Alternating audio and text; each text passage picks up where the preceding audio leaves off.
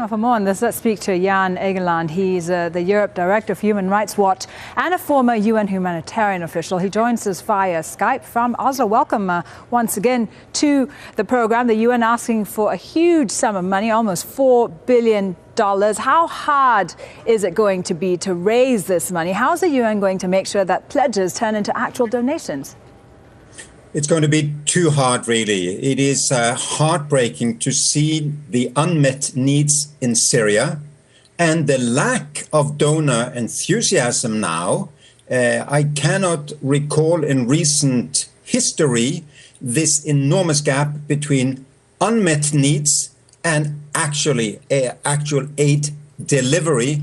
And it is particularly bad for the civilian population caught in the crossfire inside of Syria. What will the effects be if the UN cannot raise this money?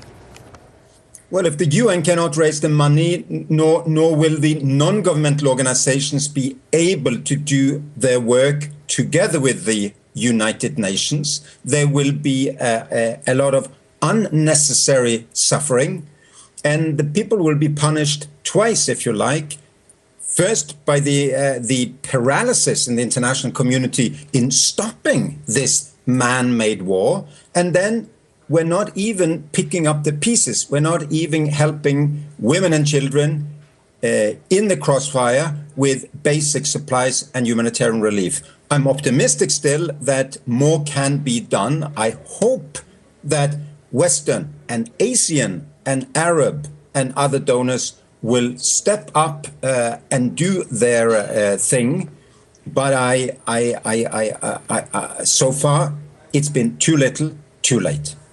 If the UN does manage to raise more money, how will they make sure that the money does get into the right hands? A large chunk of the money is meant to go to the Lebanese government, for one, and Hezbollah partially controls that. How are they going to make sure that the money doesn't go into the wrong hands?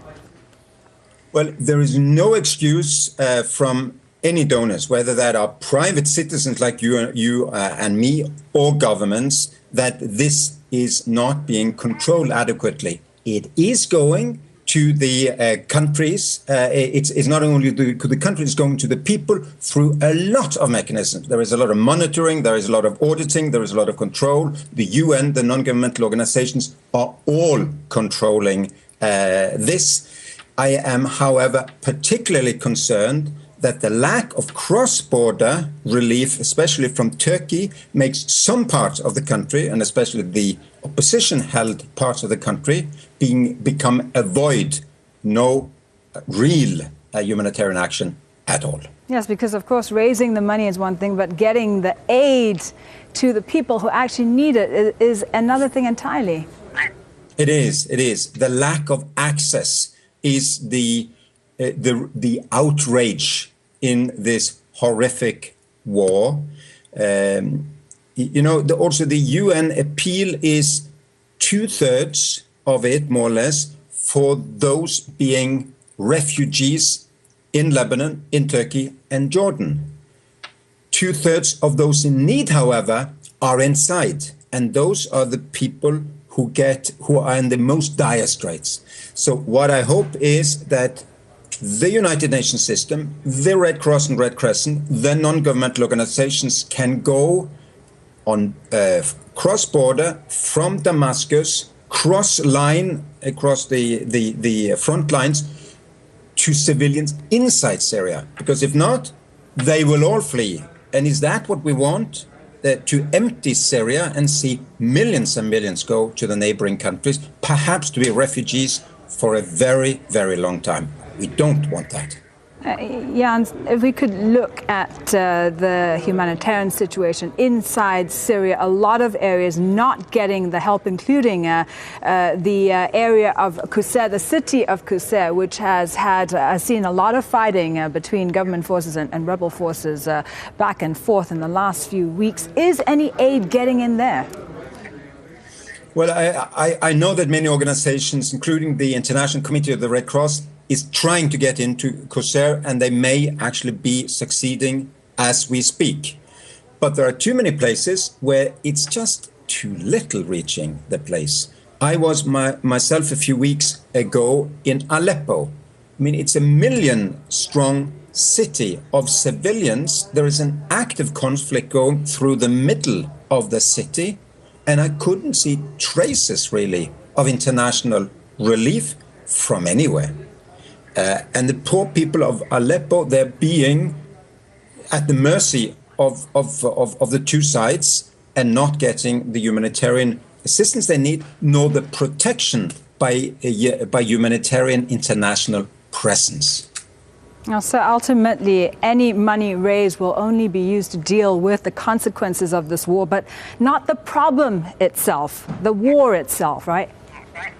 No, indeed. And I felt when I was the humanitarian relief coordinator through the UN system, and I'm actually now the incoming Secretary General of the Norwegian Refugee Council, which is very active in all of the countries with Syrian refugees and displaced.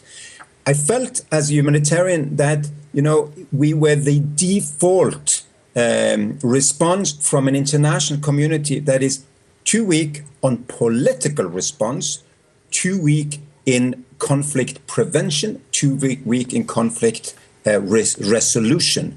And remember, this conflict was not a natural disaster. This catastrophe was not caused by nature. It was caused by man. There was a regime that started to shoot at their own people when they did peaceful protests. And since then, it's become a horrific war. And as bad as it is today, it can become even much worse if it's not stopped and if there's not much more of an international presence in the place to calm down the parties. A desperate situation with no end in sight. Jan Egeland, thank you very much for speaking to us once again. Thank you. Thank you.